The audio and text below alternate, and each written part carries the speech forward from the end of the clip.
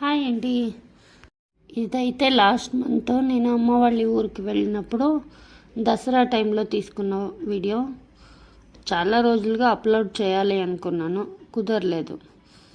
Evening టెంపుల్కి వెళ్దాము అని అమ్మ అనుకుంది, కానీ నాకు ఫుల్ టైర్డ్గా ఉండటంతో నేను రాను అంటే చెప్పాను. కానీ అమ్మ కదా ఎక్కడ వింటుంది కదా, అందుకని నేను ఈ శారీని ఆ రోజు టెంపుల్కి వేర్ చేశాను.